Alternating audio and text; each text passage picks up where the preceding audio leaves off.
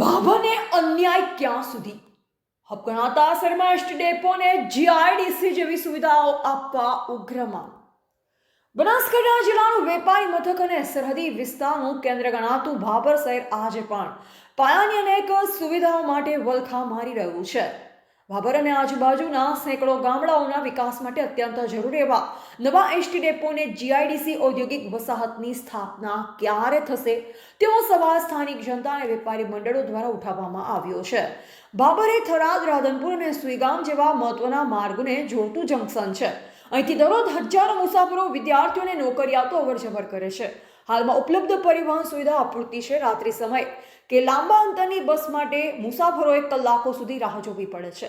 જો ભાભરમાં આધુનિક સુવિધાઓ સજ્જ નવું એસટી ડેપો બને તો સ્થાનિક સ્તરે બસોનું સંચાલન સુધરે અને સરહદી ગામડાના લોકોને સીધી કનેક્ટિવિટી મળી શકે. બેરોજગારી નિવારવા જીઆઈડીસી અનિવાર્ય. ભાભર પંથક ખેતી અને પશુપાલન પર નિર્ભર છે.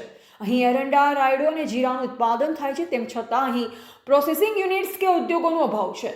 ભાભરમાં જીઆઈડીસીની સ્થાપના ન થવાના કારણે સ્થાનિક યુવાનોએ રોજગારી માટે અમદાવાદ અથવા અન્ય જગ્યાએ સ્થળાંતર કરવું પડે છે. જો સરકાર દ્વારા અહીં જીઆઈડીસી મંજૂર કરવામાં આવે તો સ્થાનિક ખેત પેદાશો પર આધારિત ઉદ્યોગો શરૂ થઈ શકે અને હજારો યુવાનોને પોતાના વતનમાં જ રોજગારી મળી રહે. સ્થાનિક આગેવાનોના જણાવ્યા અનુસાર ભાભર નગરપાલિકાનો દરજ્જો ધરાવે છે અને ઝડપથી વિકસી રહ્યું છે. છતાં પણ સરકારી તંત્ર દ્વારા તેની ઉપેક્ષા કરવામાં આવી રહી છે. અને કોવા રજૂઆત કરવા છતાં એસટી ડેપો અને જીઆઈડીસીના પ્રશ્નો માત્ર કાગળ પર જ રહ્યા છે. ભાભરની જનતાની એક જ માંગ છે કે વિકસિત ગુજરાતના મિશનમાં ભાભરને પણ સામેલ કરી ત્વરિત ધોરણે આધુનિક બસ, પોર્ટ અને ઔદ્યોગિક વસાહતની ભેટ આપવામાં આવે. એવા સોમાભાઈ જીરાવળ, ભાભર, બનાસકાંઠા. ભાભરની અંદર જે વર્ષો જૂની માંગણી છે એસટી ડેપો અને જીઆઈડીસીની, તો એ બાબતે આપનું શું કહેવું?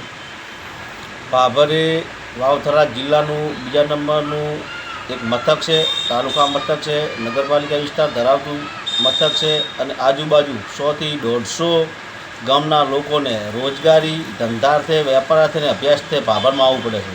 જેથી ભાભરમાં એક ખાસ જીઆઈડીસીની જરૂર છે, જેથી આજુબાજુના લોકો રોજગારી મેળવી શકે. તેમજ ભાભર વિસ્તારમાં 100 થી 150 ગ્રામ્ય વિસ્તાર ધરાવતા લોકો આવતા હોવાથી ભાભરમાં એક એસટી ડેપો પણ મંજૂર કરવામાં આવે એવી રાજ્ય સરકારને વિનંતી છે. ભારતીય જનતા પાર્ટીની સરકાર ગુજરાત રાજ્યમાં સરસ કામ કરી રહી છે, પરંતુ ભાભર જેવા સરહદી વિસ્તારમાં એસટી ડેપો અને જીઆઈડીસી આપવામાં આવે એ તાતી જરૂરત છે.